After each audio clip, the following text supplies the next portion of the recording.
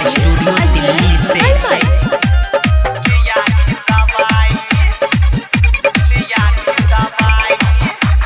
आके पलंग पे सुत जाता देवरा, आके पलंग पे सुत जाता देवरा, देखी के हमरा के खोलता रे कपड़ा, देखी के सामान पनिया तारे ना लसियाई ना बसियाई, मांगता नहीं हर के पाता रे, ना लसियाई ना बसियाई, मांगता नहीं हर के पाता रे।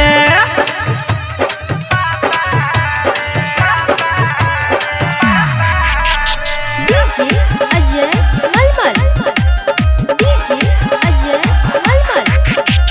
पहले उ हमरा से जोड़ा नाता, लिट्टी समोसा लिया के उ देता, कैसे कही सखी सैया के खेला, हरदम उहो तो बहरे रहेला।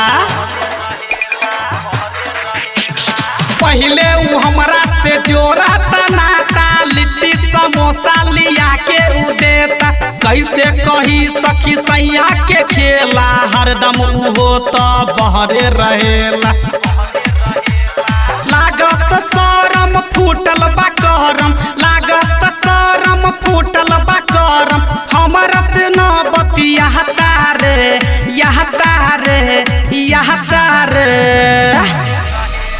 ना लसियाई ना बसियाई, मांगता नहीं हर के पाता रे, ना लसियाई ना बसियाई, मांगता नहीं हर के पाता रे।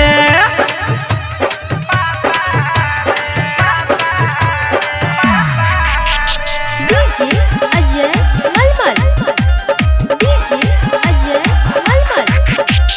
रतिया में आके कैले बारे करम, प्रेमा के लागत नइखे ई शरम, राइटर राजेश से का हम बताई, देवरा दीपे से लिया दी दवाई। रतिया में आके कैले बारे करम, प्रेमा के लागत नइखे ई शरम, राइटर राजेश से का हम बताई, देवरा दीपे से लिया दी दवाई।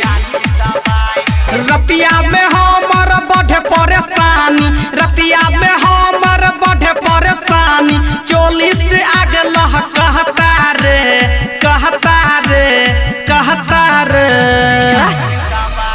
ना लसियाई ना बसियाई, मांगता नहीं हर के पाता रे, ना लसियाई ना बसियाई, मांगता नहीं हर